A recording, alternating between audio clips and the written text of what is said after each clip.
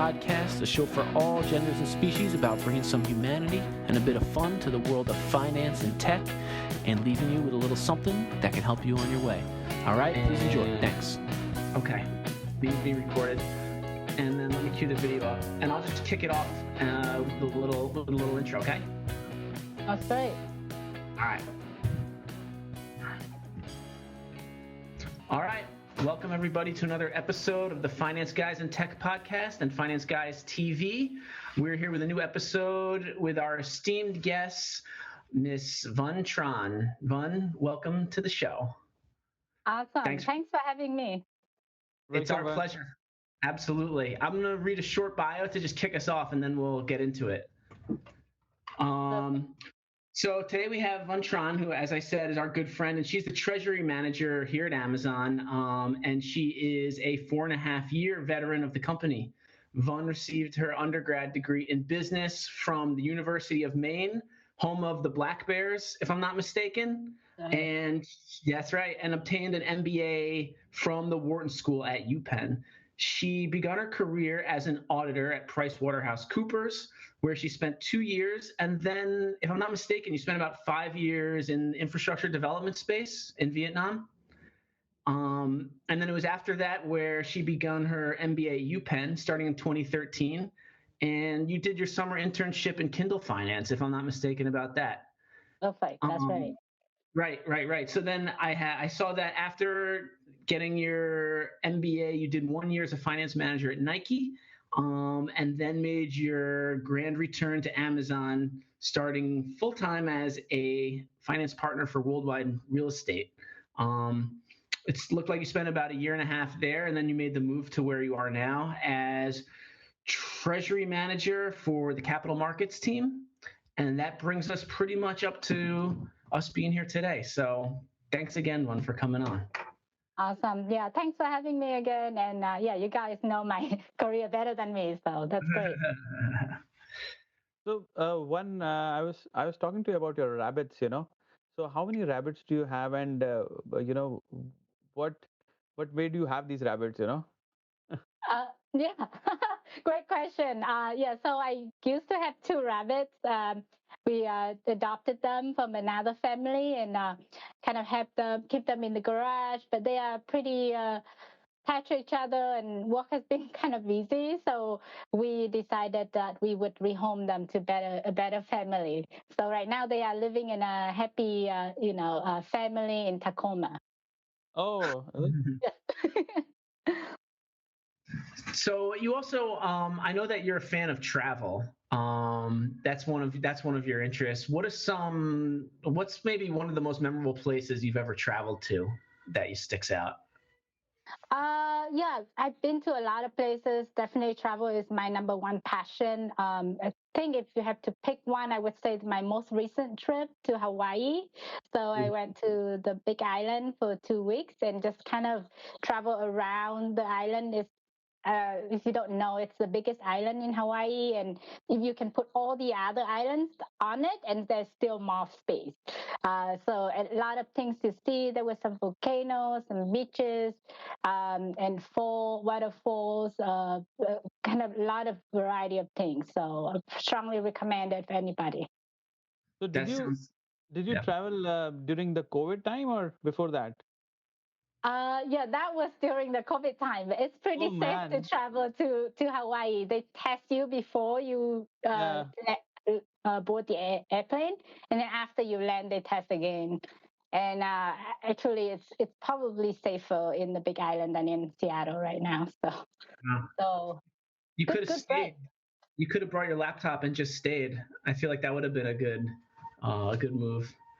Yeah, I was thinking of that. Maybe I have to go back there soon. Yeah. So Charlie and I have a friend who actually moved to Hawaii for 3 months during COVID, took his entire family and actually worked from there. So Brilliant. It was pretty cool, Brilliant. Yeah. So Vaughn, you're the first person that we've had on from Treasury. So this is going to be interesting. We want to ask you a bit about that space. But tell us just like a little bit about your background. Who were you as a kid growing up? Did you know what you wanted to be? What did you like to do? Tell us a little about that. Yeah, no, absolutely. So I grew up, I'm from Vietnam. I grew up in Hanoi. Back then, I was a pretty nerdy kid, I have to say. So I read a lot of comic books, Japanese comic books, Doraemon, Dragon Balls. I don't know if you know those books. So that's pretty much my childhood as I think about it. Uh, What Travel a did you lot think? with my parents, so that's kind of where I got my passion for traveling. Gotcha. Did you have siblings or were you an only child? Yeah, I'm the only child, but I'm not the typical only child. So, Yeah, yeah. And did you know what you wanted to be when you grew up? not really. I didn't even expect to move out of Vietnam or be in a different country. So, when my parents proposed that do an exchange program in the U.S. In high school, I was very against it.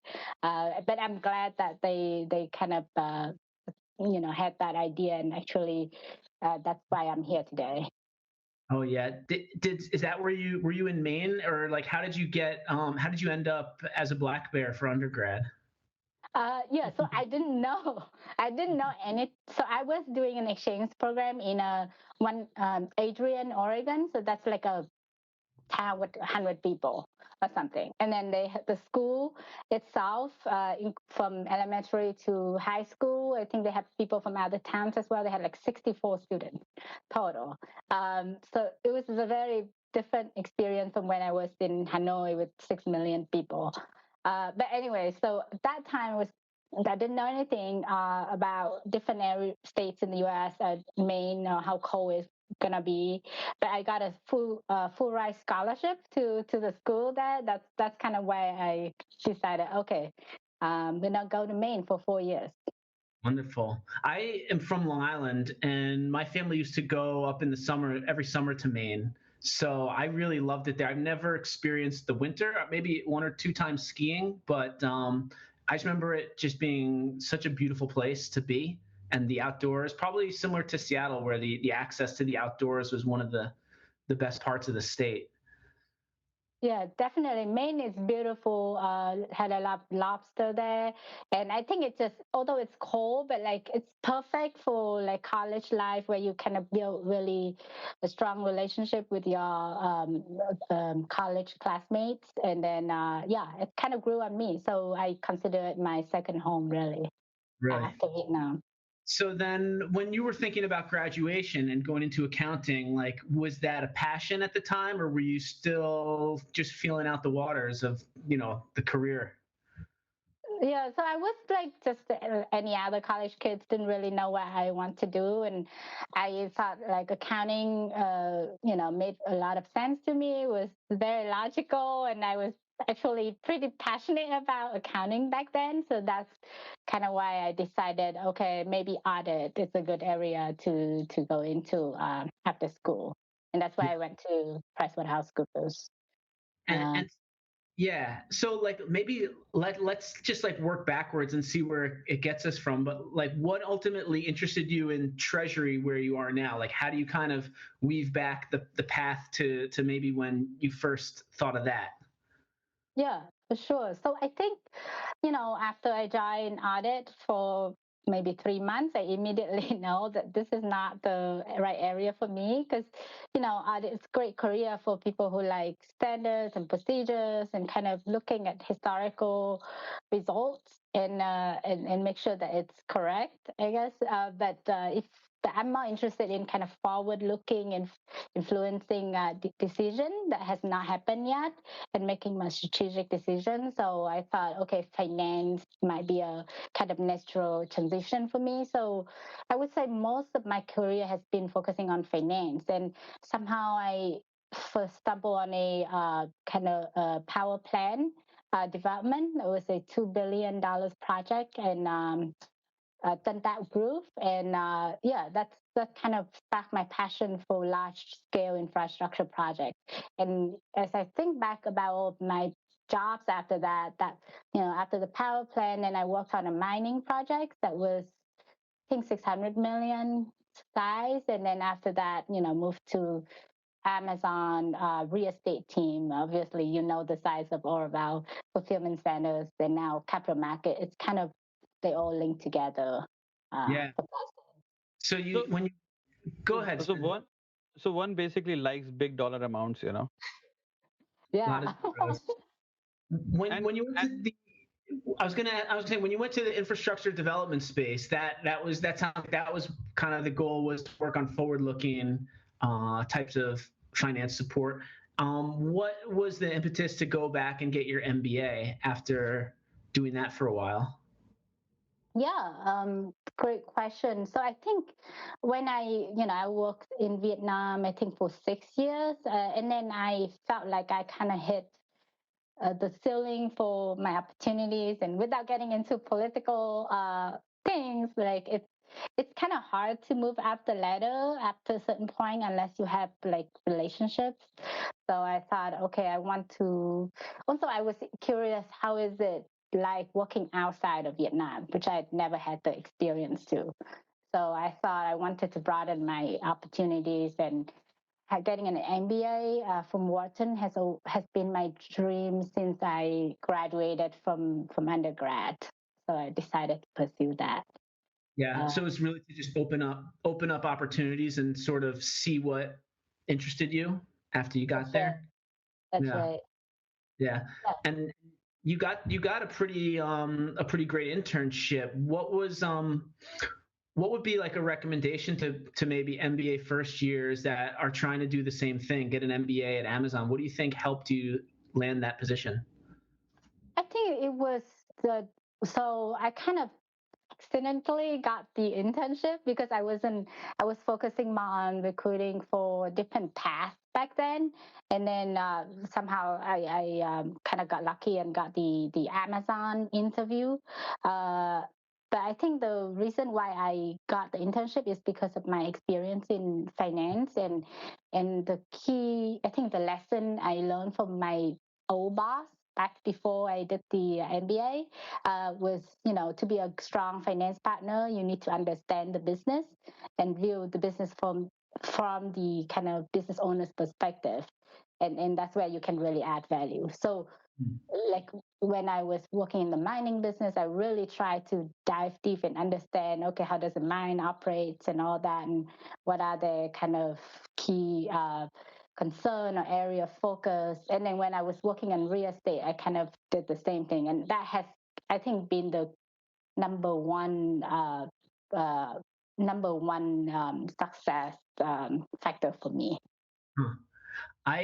My last project in New York before I moved to Seattle was I worked for a construction company, and we were working on the Second Avenue subway, which had a big tunnel boring machine boring like fresh tunnels underneath the Manhattan schist, like through the bedrock. So there was a massive mining operation to get the dirt out from the tunnel, and a series of conveyors to get it up onto the street. And I remember at one point just coming to the conclusion, I was trying to measure the productivity of the job site, and I remember thinking, the only number, if I'm looking at one number, it's just, is that conveyor belt on, and is there dirt coming out of the hole? Everything else is just contributing to that metric. Did you kind of come to a similar conclusion when you were working on a mining project, that like, were you able to boil it down to quite simply like what was good and what was bad when you were looking at, I don't know if you're looking at productivity metrics or anything like that? So I didn't get that because when I was in the team, we were building the mine. So I saw I didn't get to like really dive deep into the operation, but the unique experience I had was seeing the mine getting developed from like just a green field, nothing on it. And then it has like all these buildings that show off, and then all the conveyors and all, a lot of huge machineries and equipment got on the side.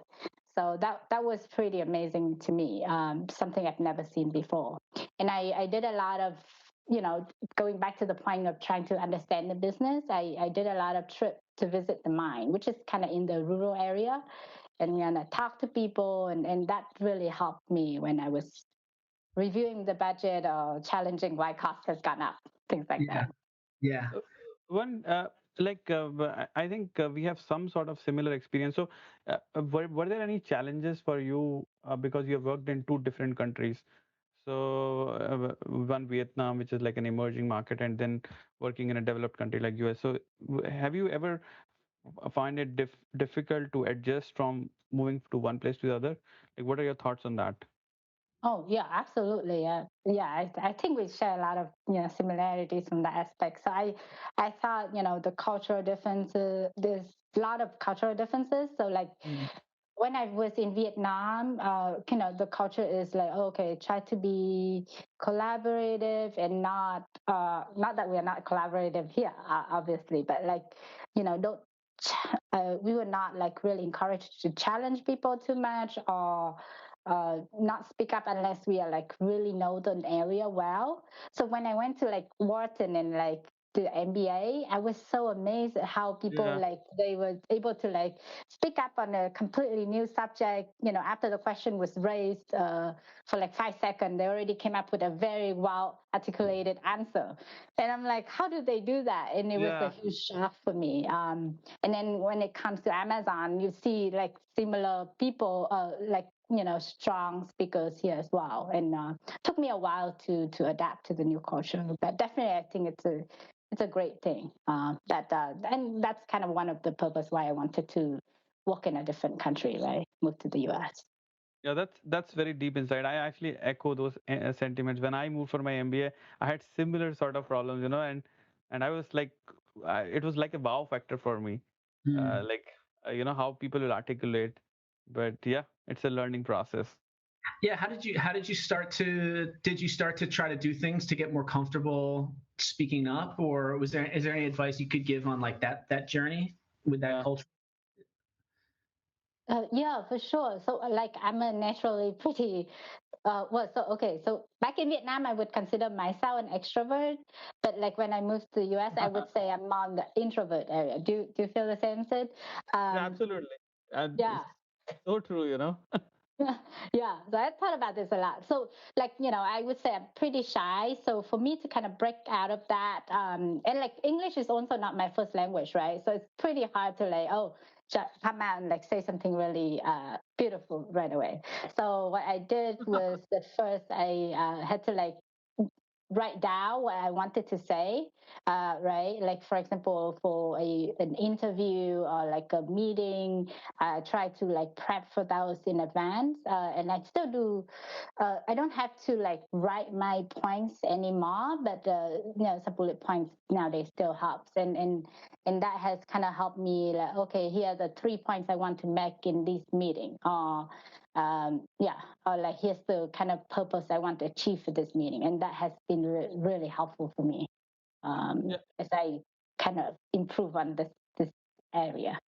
And Charlie and Ran, like when I was doing my MBA, those recruiting dinners were like a nightmare for me because Hmm. Yes. I would like all these people who had English as their first language, they will joke, and I will not even understand those jokes. So I just simply laugh. And those things continued when I moved to Amazon also. Like the first year was a little tough. I was super introvert, although I was an extrovert, like to Van's point in India. And but I think it's a process where you adjust to a new surrounding, and it's a process of acclimatization, sort of. Yeah, Mm. I wish I have you as a classmate Yeah, before. That'd good be friends. awesome. Yeah, Yeah, I think that's a great piece of advice too, is being deliberate, even with like just small meetings. It doesn't have to be like a job interview, but just any Yeah. interaction. Like, what is the objective, right? So you can sort of check yourself towards the end of the meeting and say, like, am I actually achieving the thing that I set out to? And it probably helps to make sure you're being respectful of the other person's time too. Like you're being very deliberate with why you're meeting with them. So I think like even for somebody who doesn't necessarily think that the cultural shock is a big factor. I think it could just help people who are already who are already articulate be more thoughtful. And Sid, to your yeah. point, those dinners, right? You just hear the loudest person. It's not really a great way to get to know everybody. It's a great way to get to know the loudest person. Yeah, and if you recall, because all three are have come through the sort of the MBA program, so there will be those circles around the recruiting guy. and So it'd be so tough to make a point and make a like a smart point, So I will be like always be being very silent, just looking, like looking intelligent was my yeah, approach, sort of. they call those networking circles, right? That's the Yeah, MBA term. crop Um, circles. yeah. I don't know if I have any good advice on those situations, but did you guys figure out anything that worked well, or was it just awkward?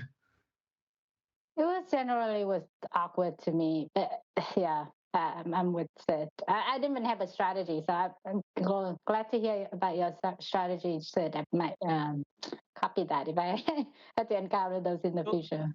yeah, I recruited both for banking and consulting, and it was a pain, doing these crop circles. But when Amazon came to the campus, and Amazon, the best part about Amazon, it doesn't give importance to networking. It's basically about the quality of work that you produce. Hmm. Your interview, your leadership principles, you're aligned to the way of working of Amazon, and you're analytical. I think those qualities were so appreciative of Amazon that I think it was for somebody like me, Amazon was the right place at the end of the day. Yeah, Yeah. like I love the peculiar culture that we have, right? Yeah, I think this is the first company that I kind of feel like, okay, this Correct. is perfect fit for me. Yeah. Yeah. Culture. And yeah, regardless of where what team you go to, you can still like be yourself and still be part of the team. And even if you're awkward, you're still uh comfortable Charlie, being yourself. Charlie, I think the title of this podcast with Van could be like tips for international candidates, Mm. Yeah. Yeah. because I think Well, it's moving in that direction. yeah, I like that we're talking about something that we don't really get to all the time. And I also want to ask specifically about Treasury because this is, like I said, the first time we've talked to someone in Treasury. Correct. Um, can you tell us a little bit about like what is the role of Treasury and what is sort of your role? I mean, this is an external facing podcast, so don't give us anything that you can't say Uh-huh. over the airwaves, but give us a little background on like what is the role of Treasury and what's it like working in that space. Sure. So I think this is my first treasury role, right? So I don't have any experience other than that. And I learned that Amazon Treasury is a bit different from other companies. So I think normal company, the treasury team is small and the capital markets team could be like one or two people only. Hmm. And then maybe it's a small team of 4 or 5 that covers, capital markets and then trading and investment as well. But here in at Amazon, because the business is so diversified, we have so many different things going on that needs financing, to have financing needs, and then also like different payments in various X number of currencies. So our treasury team here is pretty huge compared to any other companies. That's what I learned. So in Treasury, I think our key focus is to manage liquidity, and that could be from daily to weekly to quarterly under the cash management team, which is the biggest team at our treasury org, and then from the capital markets team, we focus more on like annual, so like what's our liquidity over the next 3 years. Is there any like constraint or any debt capacity concern that we should think about? How are we going to fund all of our capex needs? What's the most optimal financing option? Should we own? Should we lease? That's Mhm. kind of what the capital markets team focused on. Um, yeah, Winting our team. Sorry, I'm diving in deeper into the team I'm in. So winting a team, like what we do is we look at Amazon capital structure, so debt, equity, and then we see, okay, do we need funding? Do we need to issue bonds? Do we do leases? So we switch from lease to own or own to lease, etc. Those are kind of the things that we work on. And then for my scope specifically, I cover working with all the different business teams that have a lot of capex needs. So think of like worldwide ops or our logistics. business, right? And AWS and Breath, so the corporate office business. And then my latest project is the supporting the Amazon in the community programs. I don't know if you guys heard of the new housing equity fund that just Yeah. got announced, early January. So that's a key project that kept me really busy last year. Wow. When AWS when you guys bring me on the other project that we had. Oh, that's Yeah. actually very cool. Like that. This is the same $2 billion project. Oh, that's so awesome. Yeah. That's So so awesome. that Yeah. I would go ahead. I was gonna say, so it sounds like I don't know, what is the coolest thing about Treasury? It sounds like you get to really look at the whole scope of the company and have a really neat lens. What do you think is the coolest thing about working in Treasury for you? Yeah, for me, I always love financing large scale projects, right? I think that's kind of the key theme throughout my career. And I get to do a lot of that here and get to look at that for like real estate, right? And then even one thing in real estate, there's so much to look at. Like there's the fulfillment center, data center, corporate offices, stores, and now affordable housing, right?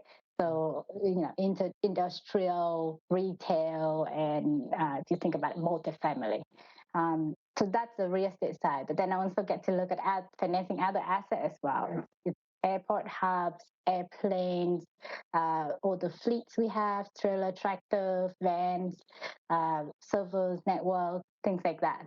So just a lot of variety, and they have like different terms. They have real estate is normally longer, longer 10, 20 years versus other equipment, maybe shorter, 3, 5 years. And you get to see how people think about it, how other companies are making those own versus lease decision, what we can do, how is that different for Amazon. Um, yeah, I think that's kind of the best part. And then laying on top of that, I think getting to learn about the businesses that are needing those assets, right? Why do they need them? What are the cool things that's happening? What are the assets being used for? I think that's kind of what's keeping me excited and working in Treasury. Yeah. Yeah. Do you think, like when you look at like your career, is this a place that you're going to probably be for a while in this space in one way or another? Because it sounds like it's combining a lot of your interests. Um, how would you see yourself maybe like on a 5-year trajectory or even further out? Oh, yeah, that's that's a hard question. A lot of people don't have uh, a point in 5 years that they know they're going to be. And Yeah. I think the point that's fine is that, and that's very common, is that a lot of people will take a new role for 1, 2, especially in finance, 1, 2, 3 years, and they'll test out a space that they've never worked in before. And it's very, very common for people to do that and then make a decision of staying or trying something completely brand new. So it's not out of the normal to hear you saying that you don't know in 5 years, because I don't think Sid knows. I don't think I know. I know. What are you going to do? What are you gonna? What's Sid going to be doing? Running an investment fund? No, I will take it offline. Can I work for you? Yeah. But I think one point I wanted to ask Van was is that uh, like a lot of people think that if you want to work in treasury, you need to have treasury experience. But usually, what we have found in Amazon, it's like if there are finance skills, we feel that these finance skills are transferable. So if somebody is looking at this podcast, he wants to get into treasury, does he need to have treasury experience, or the finance skills are transferable, still hold good for treasury roles as well? Yeah, that's a great question. Yeah, so as I explained earlier, I have zero treasury experience, right? And I was able to move over to this team, and that's beside the peculiar culture, that's the flexibility, the ability to move internally. It's the second thing that I love about Amazon.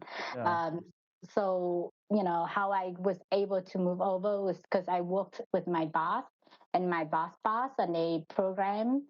Um, called the credit tenant lease for our fulfillment center. I think that's pretty public.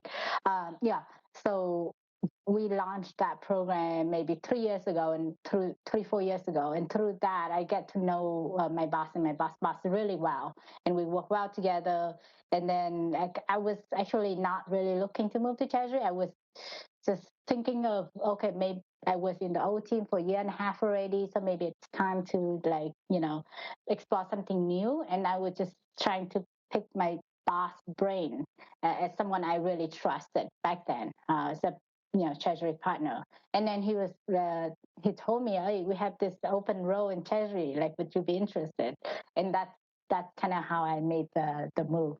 And it's been a great move. I think it's, for anybody looking around, I think the best, one of the best tips would be, like, try to find people you work really well with. Then you kind of, because getting a good manager is um, it's one important criteria in any job, right? Good manager, good role, and then good team. And I think it's definitely help de-risk the move if you find somebody you work well with. So that's kind of how I move over. I definitely had to learn a lot about treasury concepts and capital markets. And to be honest, I'm still learning today. I'm not the expert in this area, but it's not it's not like rocket science either. Like, I think everything is learnable, because for us, we have all the banking partners. They are super smart, right? These guys think about those complex topics every day. And then all I do is, okay, if I have a question, like how to make own versus lease decision, or what's the right hurdle rate for this business, I would just go to the bank, and then they will help me think through those things. And then that's how I bring back to the business and advise them. So you have all these teachers that are eager to teach you. So I didn't think it was, super challenging either. Definitely doable. Yeah. That's a good part of treasury also, like Charlie. Like it has you know uh, like, since you're talking to the banks also, you're talking to internal customers, and then you're talking to external vendors as well. Which comes as a good plus in this treasury roles. Yeah. Let me ask a couple, like, more rapid fire type of questions as we're getting to the end here. What would be some advice you could give to somebody starting out their career at Amazon? What makes people successful here? Like, what's made you, you've been here for 4.5 years. What's made you successful, do you think, working at Amazon? I say, try if, and you're talking about finance, right? Yeah, let's see from that perspective. Yeah, I say my number one advice is try to do your best to learn as much as possible about the business and think from the lens of the business team. I think that has been my secret sauce for, being in finance for the last double-digit number of years. So I would say that's number one advice I would give. And then another one, like at Amazon, people are really great at, people are busy, but they always want to help you. So ask as many questions as you need to kind of understand and be vulnerable, and people will be there to help you. I think that's another thing. Yeah, very cool. Let me change tacks a little bit. What do you like to read outside of work or consume, like books or TV or film? What do you enjoy outside of work? Yeah, so my current role, my previous role and current role have been there has been a lot of focus on real estate. So that kind of helped me naturally develop this interest in real estate investing. So actually, I've been reading a lot of books on, like, real estate investing, commercial real estate investing, so more like apartment complex, self storage type of stuff. Been a lot of, you know, kind of my key reading focus these days. If you guys want to talk about that topic separately, and have any interest, I would love to have separate chat on that. Oh, cool. So that's why Van and I am very good friends, because those are similar sort of books which I also read. Oh, Very awesome. cool. So let me ask another one, changing tacks a bit. If you could meet three people in all of history to have, lunch or dinner or tea or coffee or drinks, who would you meet? No, okay, let me think about it. I think first person I would have to say, oh, I've seen him a lot on YouTube, but I would still like to meet Robert Kiyosaki, who wrote the Rich Dad Poor Dad book. I think it's Oh, kind of okay. yeah, it has completely transformed my mindset on how to kind of build wealth versus getting rich, and then like getting passive income so that you can get financial freedom, which is I guess the recent trend Sounds these good. days. Yeah. Let me think of two other people. You could have met him. He stays in Hawaii itself. Yeah, that's right. I don't know which island, but yes, good point. Uh, Give me a second. I need to think of the other two people. Sure. We can even come back to it if something Okay. pops into mind. Yeah. Something that we also like to ask people towards the end is just like, what's your general philosophy and approach to life in general? If you had any sort of wisdom that you live by, would you mind sharing that? Yeah. So actually, I've been thinking about this quite a bit lately. So I think like I used to be pretty focused on like build wealth, get rich, build wealth, things like that. But recently, I kind of realized, okay, does that make me feel happy? Are there other things I should do that would, uh, make me kind of feel more content in life? And think helping people, finding something that I'm passionate about, would be kind of that's kind of what I'm leaning towards. So been looking at like volunteering opportunities, things like that, to help me kind of explore areas I'm truly interested in. I don't know if I answer your question. Absolutely, absolutely. And just sort of like on an ending note, like what advice would you give to somebody who's maybe in undergrad or maybe in their MBA, just kind of starting out on their career journey? What kind of insight could you share with them that you might have wished to hear when you were an undergrad? For sure. So I think uh, one regret I had for the MBA was Wharton is pretty good for like real estate classes, and I did not take advantage of that. And thinking back, that would have been so valuable, for my job today and also my personal interests. So my advice would be to like kind of get as much exposure as you can, explore different areas. Like back then, I didn't like real estate, that's why I kind of stay away from it. But maybe I would say, like, explore even the areas that you don't think you're interested in yet. And then, you never know, it might surprise you later on. Uh, and then another thing is, yeah, just, yeah, that's it. That's it. I think that's pretty good advice. Sid, is there anything that we left off that we didn't cover? I think Can I Ah, advertise for my my yeah. role? yeah, we definitely want to hear about it, Vaughn. Please tell us about it. Yeah, so FYI, guys, I have this new senior treasury analyst role in the capital markets team for Amazon. That's currently an open role. We're looking for people who have experience in real estate financing or business partnering or ops experience. Please reach out to me if you are interested. Be happy to share my contact with you both. If you're interested or have relevant experience, I would love to talk to you. Very cool. And we'll make sure we'll link. Is it okay to put your LinkedIn in the show Yes, notes? And maybe that would be a good way for people to reach out? yes. Um, And Charlie, even or the external job listing, I if think there I is a, think if there is all, an, all three of us have posts on our LinkedIn profile with that listing, right? With your job posting, so people can go there, check it out, and then we'll put links to all of our LinkedIn profiles on the show notes. And yeah, I can say personally from working with Yvonne that I'm confident that would be a really interesting job position. And I think just from what I've heard on the show today, maybe that's in my future. Next time you're opening up a role, I'll send you my resume too. So. Or if you have a role, please think of me. Absolutely. Yeah, Absolutely. I would work for Vaughn in a heartbeat, personally. Yeah, I will work for Charles and Sid as well. If they ever hire me. We should form a team, Yeah. And do rock, paper, scissors to determine the manager.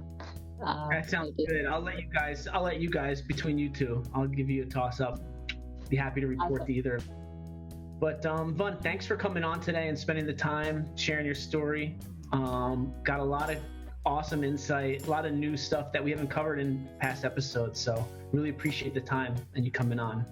And when this COVID ends, we three should go to Din Tai Fung for a lunch, Yo, what up, everybody? Thanks for tuning into the podcast. Don't forget to subscribe. Feel free to leave a rating, a review, what have you. But most of all, go have a fantastical day. Okay? We'll see you soon. Goodbye.